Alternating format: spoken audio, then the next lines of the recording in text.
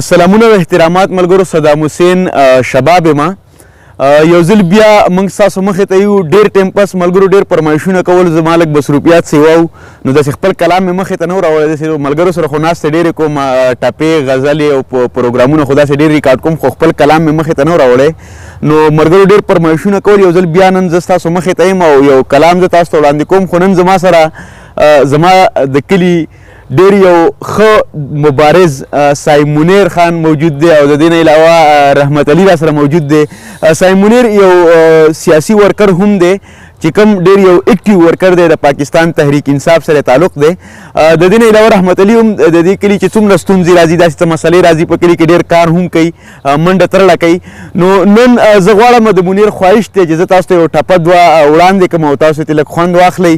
نو زه اول منیر له بلنه ورکوم چې هغه موږ ته یو دوه ټپې وړاندې کړي او بیا ورته زه خپل یو کلام وړاندې کړم. امید دی چې دا به ستاسو خوښېږي.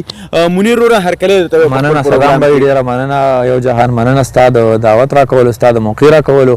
ما زه خو به ته دغه دوه ټپې دي ترنم کې به درته کوشش وکړم، کوشش کولی شم.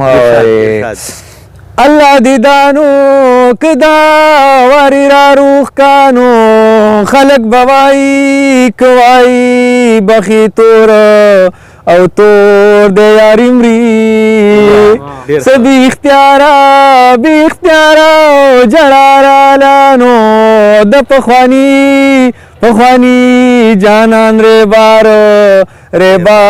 مې ولیده. مننه، مهرباني دي دغه دوه ټپې زما ګروپ نه تاسو ته ډالۍ او امید دی چې ستاسو به خوښ شوي. رحمت علي که تاسو څه وایئ نو مایک تاسو ته مخامخ دی. السلام علیکم شباب صاحب، ډېره مننه چې موږ له موقع راکړه د خبرو یو څو خبرو کولو لپاره. موږ سره منیر ولاړ دی، شباب صاحب ولاړ دی، دا دواړه زموږ د کلي ګوډونه دي. مهرباني ډېره مننه منیر خان چې تا یو دوه ټپې موږ ته وړاندې کړې په دې مازدیګري کې. اوس به زه تاسو ته خپل یو کلام ډالۍ کوم او د کلام نه مخکې به زه تاسو ته یوه ټپیزه ووایم. وایي ښه د جرګو کار سړی ومه، ټپیزه ده، وایي ښه د جرګو کار سړی ومه او د پښتنو د لار سړی ومه، په قوم اوچت د سر سړی ومه، وایي د زمرو د ښکار سړی ومه، په تا مین شوم ګیدړان مې ځغلوینه. او یو کلام دی، وایي مقیش د ستاروی په سور شال کړی دی، مقیش د ستاروی په سور شال کړی دی او د تورو تورو زلفو په مخ ټال کړی دی. او چې څنګه به وي وسه لیونۍ په جړا تلې، چې څنګه به وي وسه لیونۍ په جړا تلې، او ډېر عمر پس مې زړه د ذهن سوال کړی دی. او چې واورېد د رباب ټنګ نو په سر یې جام راواړاو، چې واورېد د رباب ټنګ نو په سر یې جام راواړاو، دا ګوره که نه شیخ نن کم کمال کړی دی.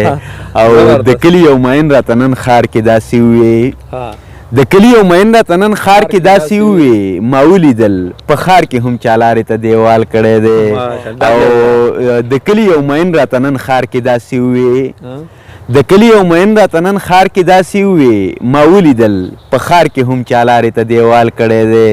او نامه یې پرې لیکلې وه شباب خورای نه کو، مقصد وایي نامه یې پرې لیکلې وه شباب خورای نه کو، دا کار یې په رومال په کم جمال کړی دی. ډېره مننه.